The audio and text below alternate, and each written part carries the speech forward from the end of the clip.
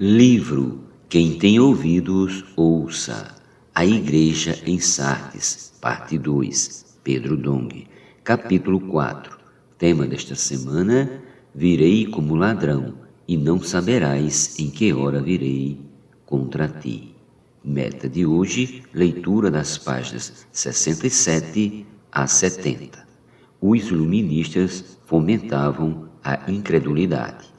Os pensadores iluministas queriam trazer a humanidade para a luz da razão. Esta era, portanto, elemento central dos ideais iluministas. Os homens que pensavam desta maneira se comportavam como se soubessem tudo e semeavam dúvida na cabeça de outros que começaram a duvidar da palavra de Deus. Não eram ateus, mas se alguém duvidar muito do falar de Deus, transformam-se em ateísta. Isso serve de lição para nós não cairmos em situação semelhante. Antes devemos ser simples e crer 100% no que Deus está falando a nós. Nesse interim, o povo vivia em meio à superstição que tinham vindo de Roma e à incredulidade da parte dos iluministas. Na verdade, os dois grupos se combatiam mutuamente, trabalhando em um ciclo constante e recolhendo frutos para o príncipe das trevas. De acordo com Miller, um dos mais conhecidos combatentes franceses da palavra de Deus e de Cristo foi o frívolo poeta e filósofo popular Voltaire. Miller afirma que a maçonaria surgiu entre pensadores com o fim de fazer desaparecer a palavra e a ordem de Deus. A luz e a verdade de Deus tinham de ser vencidas, desaparecer para sempre. Para tal, homens livres pensadores fundaram em 1717 em Londres a Ordem dos Maçons, que logo foi divulgada por toda a Europa. 2021, volume 4, página 272.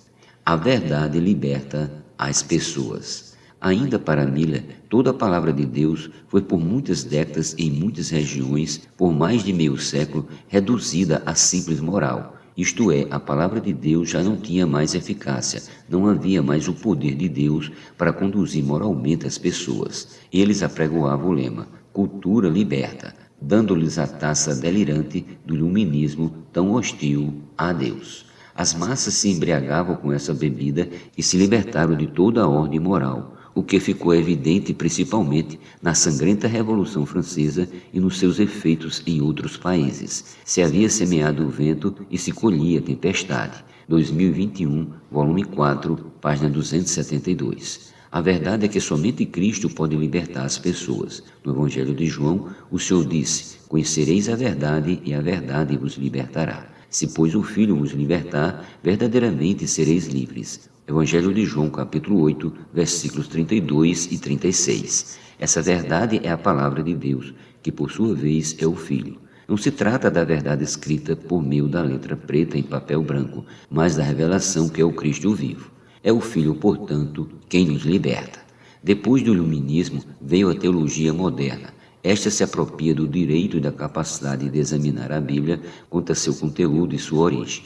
Além disso, permite-se questionar se ela contém verdade ou engano ou se é de Deus. Muitos líderes das igrejas protestantes, professores de teologia, pregadores e mestres sequer eram convertidos. Eles tinham o emprego de professor de teologia sem ser convertidos e levantaram-se contra a palavra de Deus. Essa mistura de fé com incredulidade, a associação de luz com trevas, causou sérios danos à igreja.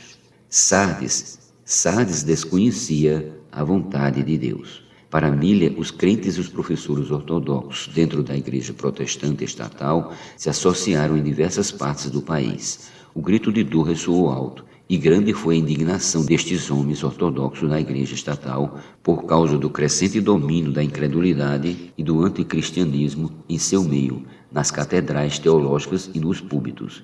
2021, volume 4, página 314. E ele ainda afirma: o que pesava bastante nos corações de muitos nessas comunidades não era apenas a incredulidade, mas também a submissão da igreja ao Estado como sua cabeça, além do conceito antibíblico do cargo eclesiástico, a doutrina falsa acerca dos assim chamados sacramentos como novo nascimento pelo batismo, perdão dos pecados pelo uso da ceia, a separação antibíblica dentro da igreja dos assim chamados clérigos e leigos e etc. Porém, para a maioria faltava a clareza e a determinação de dar o passo em obediência da fé, da separação do mundo em assuntos divinos, que Deus tão claramente exige e que o próprio mundo também induz. Geralmente se olha mais para os líderes do que para o Senhor, e assim as almas, ainda que sejam crentes, permanecem em um lamentável desconhecimento e falta de crescimento acerca da vontade de Deus. Página 316. Esta é a lamentável situação da igreja em Sardes. Não tem crescimento espiritual,